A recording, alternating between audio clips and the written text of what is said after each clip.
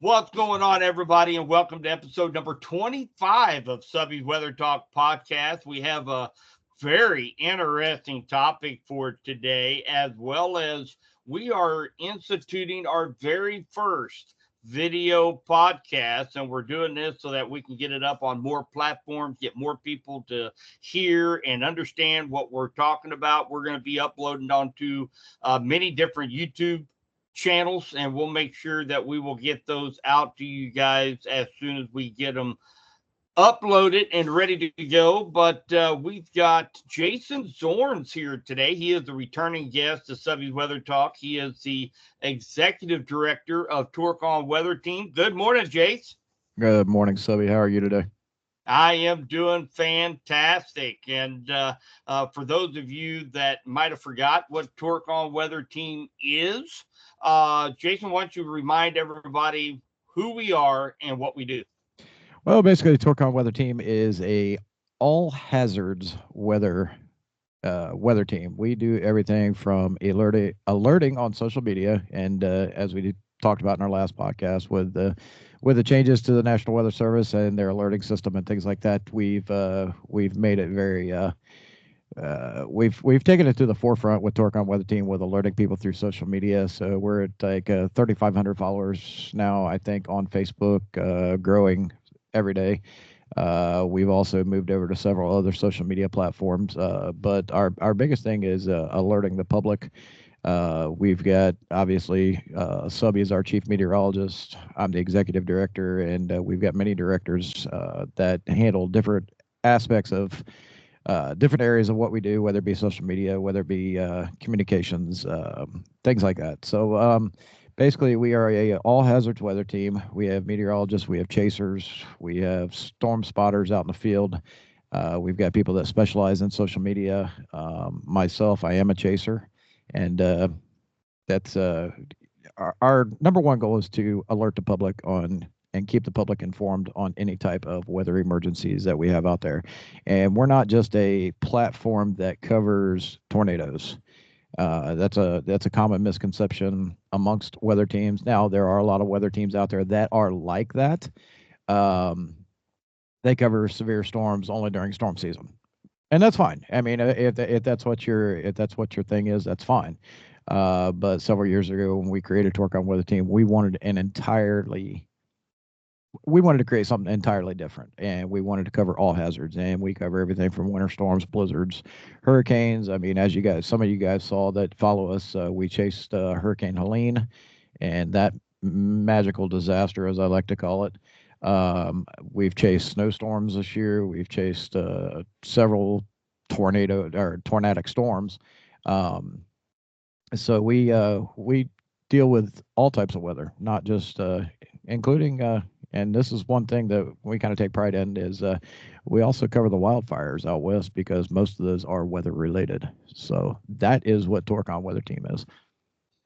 Well, and I can tell you from my experience, of course, with my I guess my main job, if you want to call it, is being a meteorologist, lead forecaster for Radford Media Group. I'm also associated with emergency management here in our county as deputy director, and we work hand in hand with a lot of meteorologists from the National Weather Service offices. And one thing that they had really driven home to us is the fact that just here in the state of Missouri, we have 500,000 people that they had put through their weather spotter class, and yet they get no reports from the ground.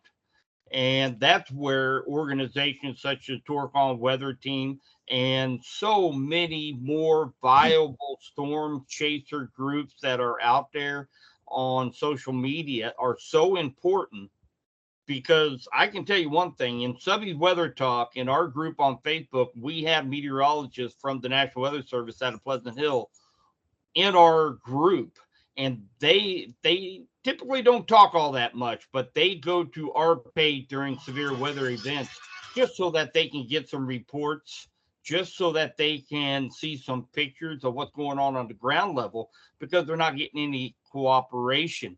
And that kind of brings me to our topic today, Jason. And of course, we this has been a hot topic here at Torcon Weather Team for quite some time since it broke to social media. But it pertains to new legislature that has been introduced to limit the storm chasers in the state of Oklahoma. And this was House Bill 2426 that was written by Senator Mark Mann. And it is called the Oklahoma Emergency Weather Response and Tracking Regulatory Act of 2025. If that's not a mouthful, I don't know what is. But, it basically classifies some storm chasers as, quote, professional severe weather trackers and for a small fee. Now, this designation would allow Right. chasers to travel beyond road closures. They can run the red lights, add flashing lights, and pretty much just act as emergency vehicles. Now, the bill just recently cleared, I think, the House Business Committee. This was last Tuesday, in which was the first step to becoming a law. Now, that kind of sounds like a pretty good deal when you look at it from afar, in which gives storm chasers a kind of a way to be able to run red lights when we want to, get to where we need to be when we need to be. And what's all the concerns about, Jason, once this hit the storm chaser community? Well, see, that's the big thing right now is there's some difference of opinions, and there's some difference of opinions all the way across the board, and we've had discussions about it. We've had conference calls about it, between storm chasers, between meteorologists, storm chasers with meteorologists, and this, that, and the other. And the concern is they're trying to stop storm chasing, and it's under false pretenses. That's not what Oklahoma's trying to do. I don't believe that they're trying now. Several years ago, there was actually legislation to do this federally, and it didn't go anywhere. It dropped like a rock. So what Oklahoma has done is they brought forth with what Mark Mann has done is they has brought forth legislation on pretty much how to control it, how to control the situation, how to control the chaos. Storm chasing, it can be chaotic. One thing that we run into out in the field is amateurs. Now, the difference between amateurs and professionals is there's an immense difference. I mean, there really is. I mean, you've got several of us out there that are we've got binders upon binders. I mean, if I look over here on my desk over here, I've got a binder full of research, not just certifications, but research, just that I've done this year. We're constantly educating ourselves. We're constantly moving forward, new technology, things like that. We're constantly adding new things to our vehicles so that we can better track the weather. But we're also feeding information to broadcast media, not just our social media, but the broadcast media. Myself, Reed Timmer, Brandon Kopic, um, Corey Gherkin, just to name a few. I mean, I'm just throwing some just random names out there. We feed information, video information, not just information, but we're out there getting video information live in real time. And the problem the problem came about in Oklahoma last year. There were multiple accidents last year that involved amateur storm chasers, and I'm going to separate the two right now so that everybody has a clear and concise understanding of the difference between an amateur storm chaser and a professional storm chaser. We've talked about this. Subby and I have had this conversation. Several storm chasers have had this conversation. Everybody with a cell phone, a YouTube channel, and a car put a little orange light on their car, and now they're a storm chaser. What caused that? Well, there was a movie that came out last year called Twisters. And all of a sudden, everybody thinks that they are a everybody thinks that they're a storm chaser. Everybody thinks that they're a meteorologist. Everybody thinks that they're this, that, and the other. So it's a double-edged sword. So what Mark Mann has tried to do in the state of Oklahoma is control the chaos. And do I feel like everything? And yes, I've read the bill from front to back twice, and I sat there and I thought about it on numerous occasions and trying to piece it together, just to see what are they actually trying to do? What are they trying to accomplish? And there's a lot of things in the bill that and it's not just me. There's several storm chasers out there. Reed Timmer is a big advocate against the bill. I'm not an advocate against the bill. I think it needs to be tweaked? Yes. Do I think there needs to be some changes? Yes. Do I think every Joe Blow out there needs to be out there trying to chase storms and getting mixed up with tornadoes and hurricanes? Absolutely not. And I tell people this all the time. We've got a guy here in Ohio and I'm not going to name any names, but we got a guy here in Ohio. He's a wild card. He'll blow your doors off every time. He's riding around a little SUV. He's got a little orange light on top, and he's sitting there driving along at 100 miles an hour down the interstate with his phone in his hand. Missouri is another place that I chase that I have noted. You go to Missouri, and every Joe, Dick, and Harry that thinks they're a storm chaser is lined up on the side of I-44. I mean, they're lined up for days, and we're like, what in the heck is going on? And that's what they're out there. They have no communication. They have no backup. They're not talking. Professional storm chasers, and I will put this out there, and I know we're going to have another episode later on where we're actually going to talk about communications and storm chasing and weather. But we're all amateur radio operators. We're all talking on the radio. We've got Zello.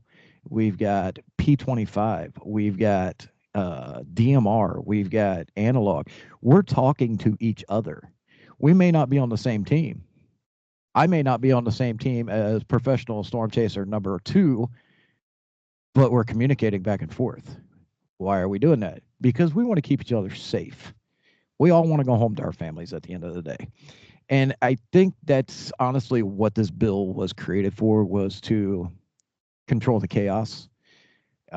It's not just to give actual storm chasers red lights, sirens, make an emergency vehicle, this, that, and the other. And I was a firefighter for 20 years.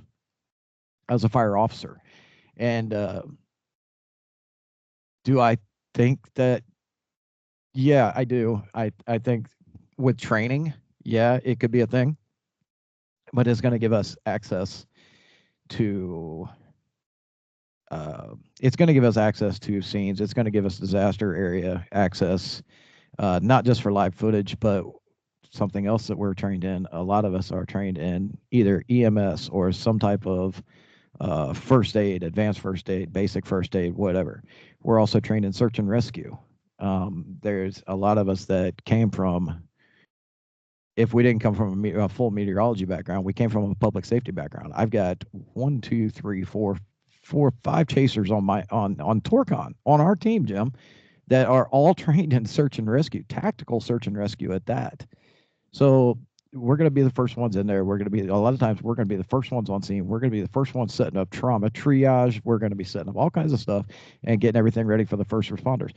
And a lot of times we get in and we're already in an area that first responders can't get to. So it all falls on our shoulders. But that's the professionals. That's the professional storm chasers. Amateur storm chasers do not have this training. They do not have any training in weather. They've got and I feel horrible saying this because I don't like to badmouth anybody. And anybody that knows me knows that I'm probably one of the nicest guys in the world. I'll talk to anybody. I'm a talker. But when you download a radar app and you have a camera and a YouTube channel, that doesn't make you a storm chaser. I'm sorry. There's a lot of training that goes into what we do. There's a lot of background behind what we do. We're out there to save lives. We're out there to get the notifications out there, especially with the funding being cut from the National Weather Service on alerting systems. We're out there trying to get the word out, whether it be on social media, whether it be, and so I get what they're trying to do, uh, and I don't totally disagree with it. Do I think it needs to be a federal? Do I think it needs to be federal legislation? Absolutely. But I also think the federal government has the means to regulate it the way that it needs to be regulated, not just state to state, because we're out there in these adverse conditions and dealing with this weather and stuff, and we're crossing state lines constantly. Back a couple months ago, we went and there were several of us that we had a cell, or not a cell, we had a system that was popping in the northern plains, and a lot of us started off in Minnesota. We ended up in Wisconsin. We ended up in Iowa. We ended up in Illinois. And this is in one day, folks. One day. We crossed state lines. I can't even tell you how many times that day. But it was to get the information out there. So if the problem is say I'm in Missouri and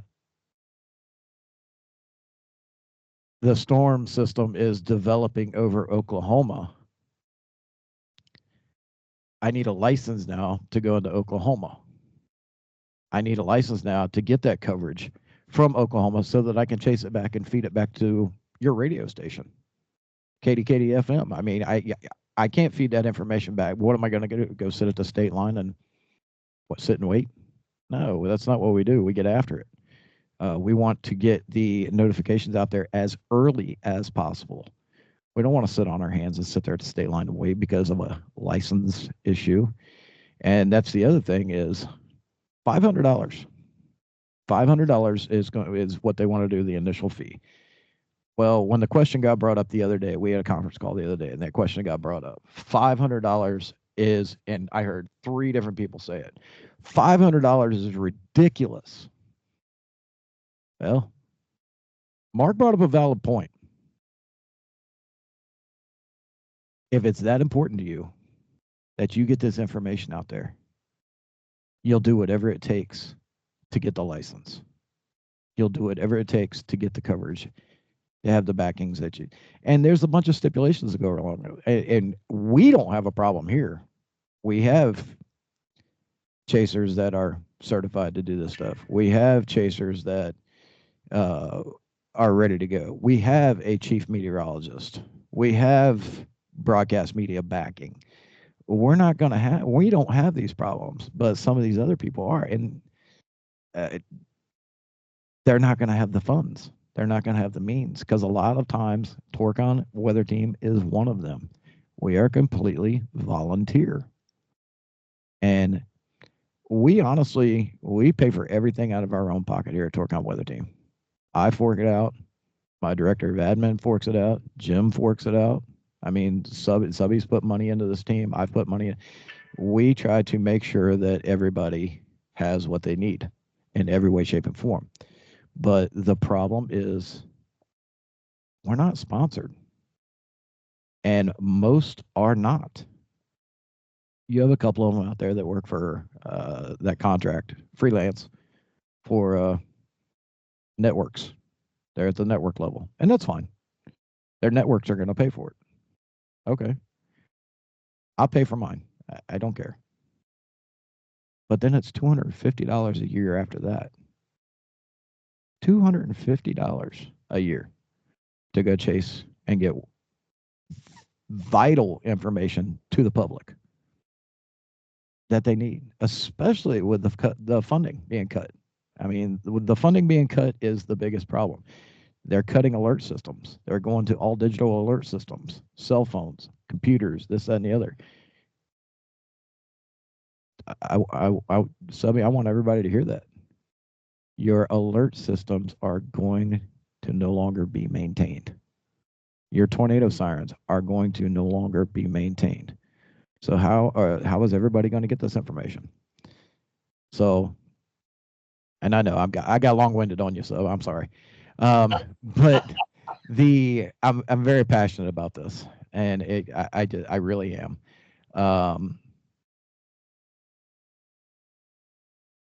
The news channels, after media, on, for example, your local news stations, some of the networks,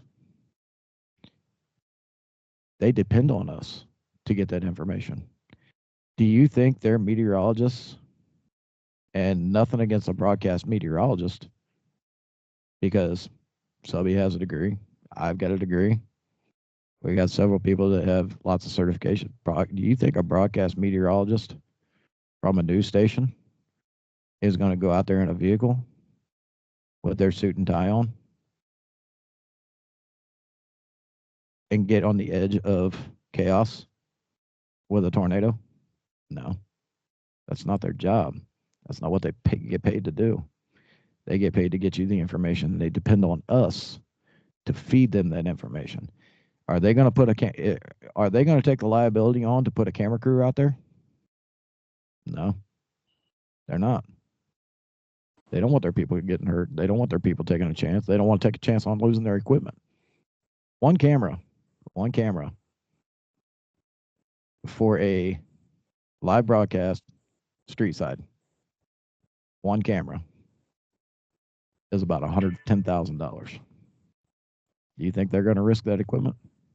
No, they're not. No way. They're not going to risk their equipment. They're not going to risk their people. They depend on us. Well, when they do, and here's the domino effect, they depend on us to get that information. They depend on us to get those videos. They depend on us to get the information to them so that they can get the information to the public. Yeah, they do need to clamp down on some of these amateurs, these wild cards. We had an incident last year in Iowa. Amateur storm chaser blew through a red light at 80 mile an hour. She got T-boned.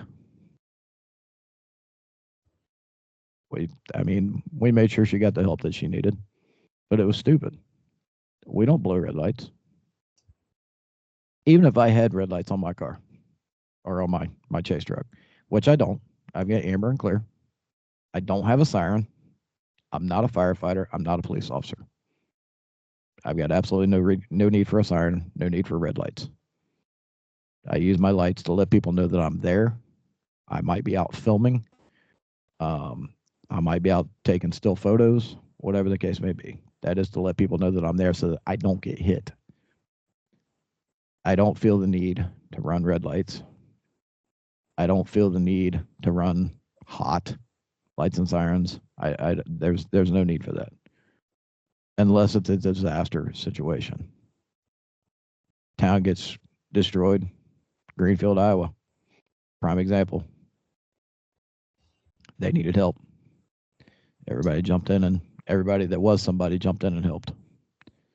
So that's kind of where we're at with it. I get where they're coming from, and it does need to be regulated. I just think that they've gone about it the wrong way. And Missouri, you guys are next door neighbors with Oklahoma. How's this going to affect you guys? How's this going to affect the information that you're getting? You're not going to be getting it as far in advance. That's pretty much it. What's going on in a nutshell? Well, if you take also, Jason, you hit the nail on the head. They're taking the funding away for public alert systems. They're taking the storm chasers off of the ground that need to be on the ground. And as we discussed earlier, National Weather Service, they have to get reports from the ground level. There's only so much that they can tell by looking at radar, by looking at the data that's in front of them, of what's actually happening on the ground. And I tell you something that now we here at Torcon, we call it the biggest issue, and we called it a long time before the movie ever come out. But the 2024 film Twisters, it made everybody want to go out and chase a nader, as he put it in the movie. But you talked about I-44, the corridor. There are so many chasers down on I-44. There are restaurants along I-44 named for storms, such as Twisters. It's a popular bar restaurant Yep. along I-44, and it gets loaded up with chasers during the springtime. It's, I understand the thrill of storms. I mean, that's what got me into meteorology. Right. And that's what gets most of us there. Yeah, exactly. And the adrenaline rush, but what's more important is the safety of life and property of those around us. And when possibly keep those that are legitimately needed out on the field, it struck them the wrong way. When this bill became introduced into legislature, just like, what, you're trying to keep me off of the roadways to bring life-saving information to people of our community. And I think a few of them got a little bit hot-headed at first, but Oh, they definitely did, without a oh doubt. yeah. That was I just sat back and I just kind of shook my head. There's no point in getting mad about it. I mean, it is what it is. Now you just have to go through the right channels to get everything adjusted. It is, and I know a couple well-known storm chasers who, they spoke up over the bill. You mentioned one, Reed Timmer, and I'm looking at his responses here, and Reed Timmer, who describes himself as the extreme meteorologist and is a prominent storm chaser with over 812,000 followers on YouTube. He posted on X that he's worried it will step to a broader regulation. He also objected to defining professional storm chasers as those who only work with a legacy media or a university. And he said the measures could limit storm chasers and where they can go during severe weather through road closures. And there's also another chaser out there, Warren Fadley. Now, he described as, I think a lot of people know him as Cyclone Cowboy. Cyclone Now, Cowboy. Yeah. yep, he posted that he believes the purpose of the legislation is to get you off the road and stop coverage by all of the live internet sources that are out there. But I think this is where they're wrong. Um, there's you named five or six of them. Corey Gherkin, Brandon Kopic. I know a lot of people here in Missouri have come up to me and say, Subby, I watch only two people. I watch you and I watch Ryan Hall. You Hmm. guys are the only two that I listen to. Well, I tell you what, if you take Ryan Hall and the information that he shared based on none other than chasers. If you take my information when we get severe weather here in West Central Missouri, and I don't have our local homegrown storm chaser Nader boys feeding me information, who's out there on the road, what's left? We're sitting behind a screen, behind a radar, kind of guessing, hey, there could be a tornado out there, guys. I mean, Right. this is why it is needed. And I know over the last 6, 7 years, the advent of groups of such as Torcon and many other like Ryan Hall, who are full service weather organizations that promote social media as a means to be able to educate and warn people, as well as give a report to the National Weather Service from the ground across the country. um, I'm telling you, they are being received by the local governments with wide open arms. I know Yeah. National Weather Service, they're wanting me to get that information to them. I know that I'm waiting for Torcon to give me some reports, so I know which direction these storms are going to be moving into Missouri. Oh, no Uh, worries there. No worries there, Sub. We're gonna be chasing that in your backyard this year. So well, and I tell you what, you'll be getting all my live feeds. there we go. There we go. Well, I think we definitely need to voice our concern that groups such as ours and Ryan Halls and Brandon Copics, we're um, they're needed and they're relied upon by so many people. And hopefully, the more we get the word out by doing video podcasts like we're doing tonight, Right.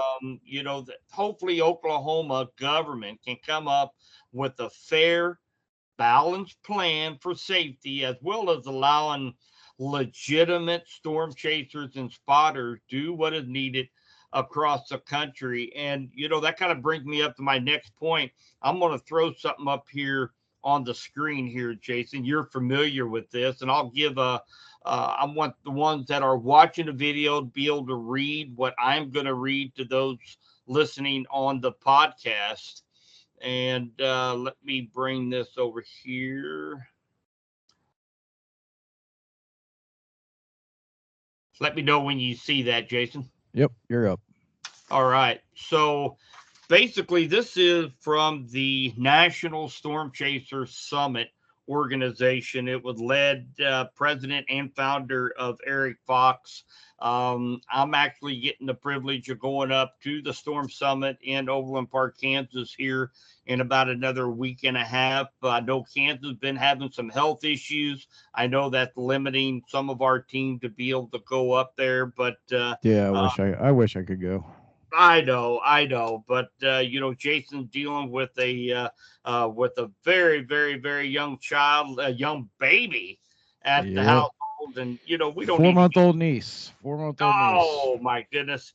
And so Eric Fox met with a couple of representatives, and what you're actually seeing, what I'm getting ready to read, was a letter that he put out to the chasing community, and it reads, "This evening, Jeff Petrosky and I met with Representative Scott Fetgater to discuss Oklahoma Bill 158. Now, this was a very productive meeting. Representative Fetgater expressed that this was no way meant to stop anyone from storm chasing in Oklahoma or require a license in Oklahoma to chase. He also mentioned the bill was intended to start the conversation, and they welcome input from the chasing community and other experts on future litigations and interactions. However, we do have additional questions regarding the First Amendment and other legalities that would be involved, such as enforcement actions, as well as training involved. An additional discussion with Senator Mann and Representative Fetgater is being scheduled at the state capitol in the coming days. We are asking everyone to keep an open mind until further meetings can be had. We had extended an invitation to both members to attend the summit next week. We appreciate the willingness to have further open dialogue by Representative Fetgater and Senator Mann. We are asking for calm and allow the process to continue with checks and balances. Warm regards, Eric Fox, president and founder. And his email here also, for those that might be interested, ericfox2000 at yahoo.com. So that right there, I think, pretty much spells out what me and Jason have been trying to get across during this podcast, that this litigation was not meant, I don't think, to keep those that need to be out on the road from doing it, but trying to come up with some way where we could do it safely and be able to get information out as fast as we can. Hey Jim, where you at, buddy? So guys, there's so many things as a weather nerd, as Jason and I are, that we might not agree with certain bills, certain limitations that we have, but this is something that we take to heart. When they start taking money away from our National Weather Service to eliminate to help eliminate some of these public warning systems when they start taking the chasers and those that need to be out there in the field to relay important information away from people such as you and I and citizens in our community. Man, that's where it strikes the nerve. And I know the first time that I seen this come out, I was furious. But I think through educating and research, we kind of understand what legislature is trying to do, and it's our job to help.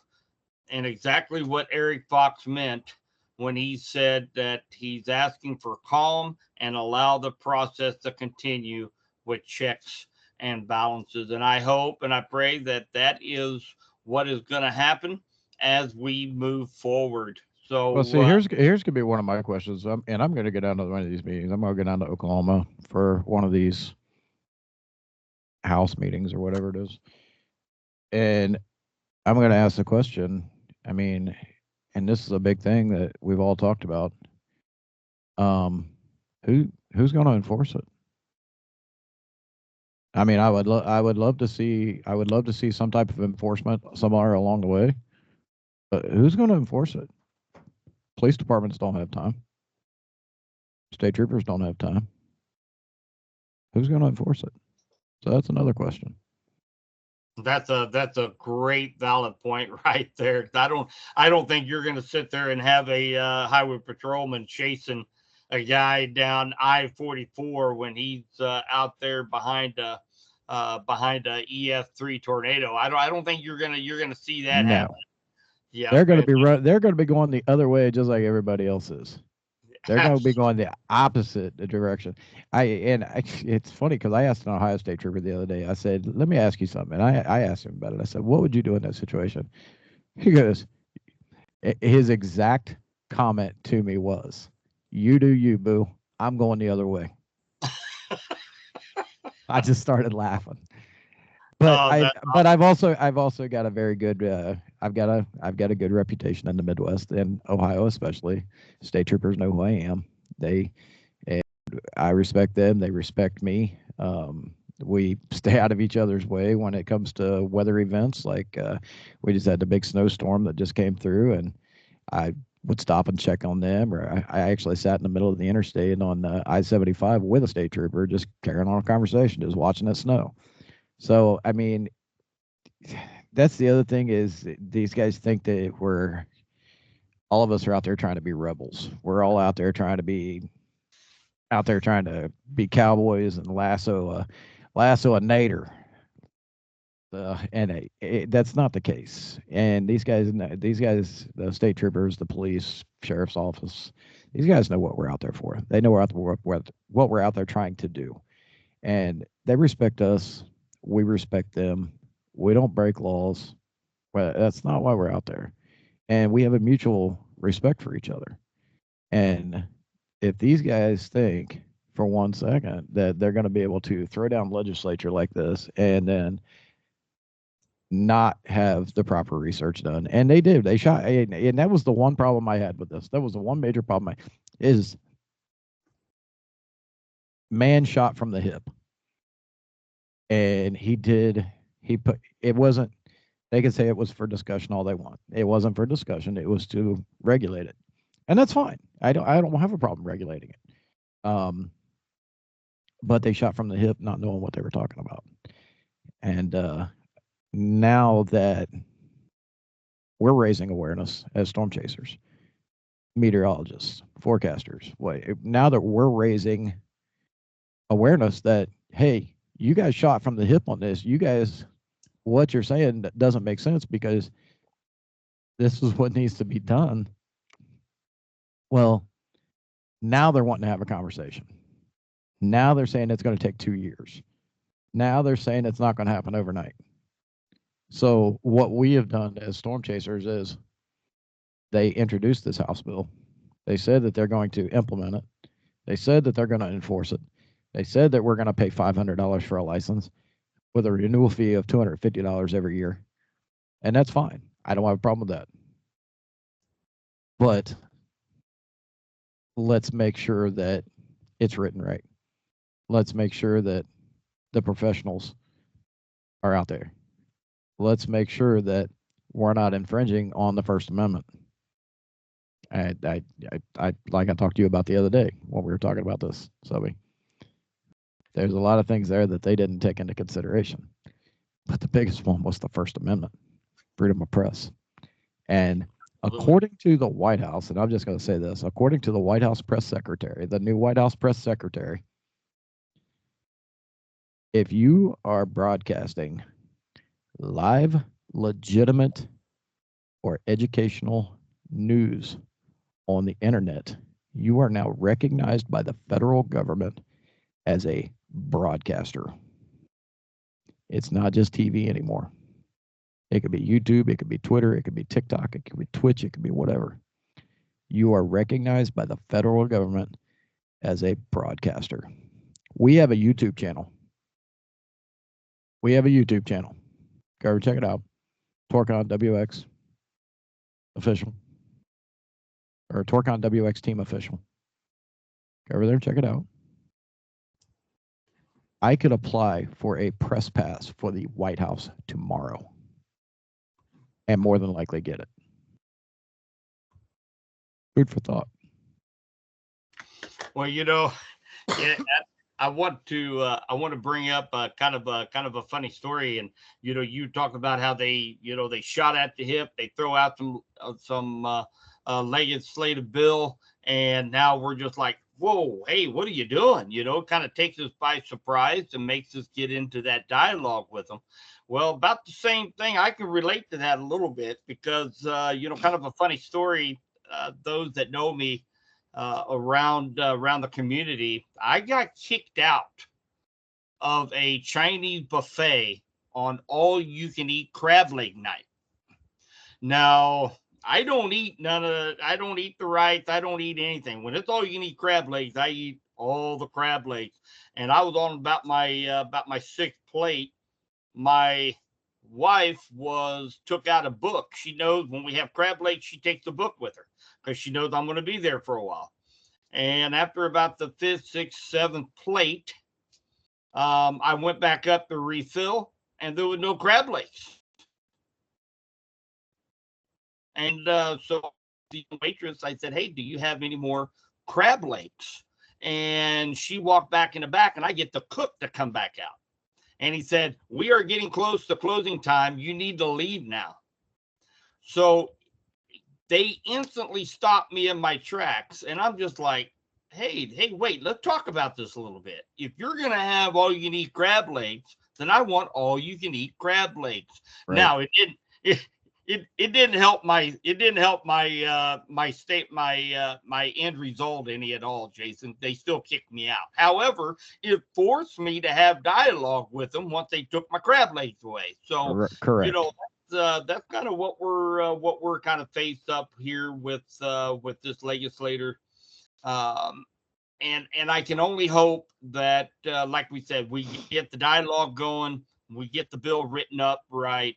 And hopefully we're, regardless, Torcon's going to be out there on the roadways, regardless of what happens. We're going to be out there no matter what. So whether I have to buy a license or whatever the case may be, I don't care. We're going to be out there on the road. Check us out on YouTube. Again, Torcon WX Team Official on YouTube. And actually, if you go over to our webpage, all of our social media has hyperlinks on the top of the homepage at torconwxteam.com. And if you go up to the top of the homepage, there's hyperlinks to all of our social media on there. And get over there, check it out, follow us, give us some love on there, subscribe, like, whatever you got to do, whatever your favorite social media format is. And you're going to see some good live footage this year. Oh, absolutely. And you're seeing up there on the screen right now, Torcon WX Team Official. I know I post quite a few videos on there. We have educational videos on there, as well as some of the latest storm chases that Jason has done here over this last few months. So can we not chase anymore? Can we not chase any more blizzards, though? Good Lord. Oh man, those are some good ones. You guys need to go in and check out. You might have to bleep out a few of the words, but Actually, funny. I kept it clean. Did you really? Yeah, I did. I kept that I whole thing clean. Even on that spin out, I kept it clean. I don't know how, but it kind of we had a little bit of a little slide off on the interstate going on, and yeah, I kept it clean the entire time. So if you want your kids to watch it, you can have your kids watch it. Hey, there you go. Family fun for Friday night. There you go. Right? Right there. Well, listen, Jason, I know we ramble along. We're up to about 42 minutes, and I guarantee you we could probably talk another 42 more minutes on it. Oh, absolutely. Um, but it's great talking to you, and I hope that you have the willingness to want to come back on here because I'm sure I want to follow up on this. I would like to do Oh, another definitely. video podcast on what the end result, because this bill, if it's passed and goes on to law, I think it takes in effect, I think July 1st of this year.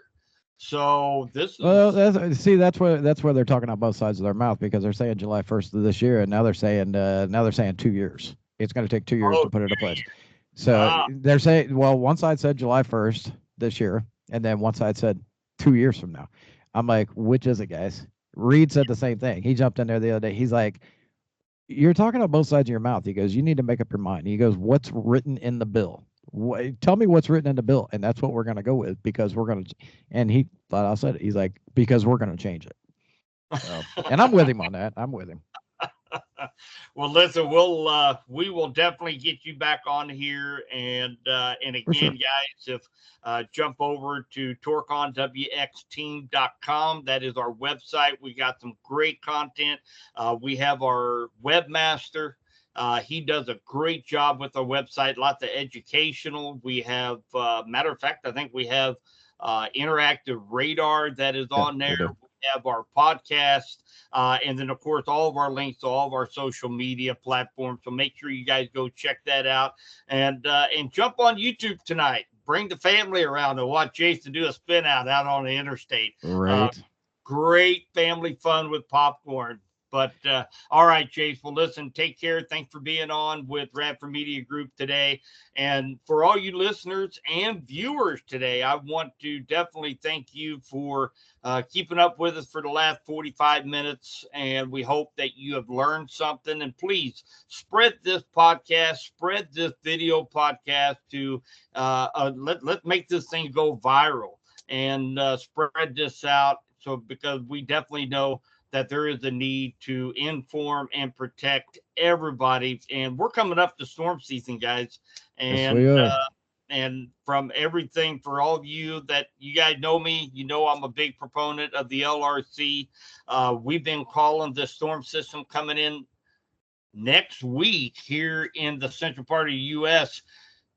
We were calling that back Thanksgiving because of the LRC. We said January 5th is going to be one target date, and the middle of February, right around Valentine's Day, is when that cycle repeats itself, and it's right on cue for next week. And I So, said I said it the other day. Let's just sit back and watch the choo choo train this week. Because if you're in the southern plains to the Midwest, Tennessee Valley, Ohio Valley, you're gonna get blasted this week 3 times. Ice storm, snowstorm, you name it. It's gonna get ugly this week. So you may as well just go to Walmart in your pajamas now. Get everything that you need. Don't even get dressed. Just go in your pajamas. That's what everybody does anyway. Get what you need for the week. Sit back, relax, and just watch it unfold because it's gonna be an interesting week. yes, it will be, and I tell you, I'm surprised because I actually went to Walmart yesterday afternoon, and they still have bread at I Walmart. know. I stopped there the other night and I was like, what's going on here? I don't get it. But one thing I'm gonna leave everybody. I want your comments on our on YouTube when we post this. What does everybody do with 25 loaves of bread for 3 days? Let it go I don't stale. know what they do. They let it That go stale. All right, guys. Well, we're going to go ahead and get out of here again. Thanks to everybody for listening to the podcast and viewing this. Number one, very first video podcasts here with Jason Zorns, Executive Director of Torcon Weather Team. And until next time, stay weather savvy, my friends.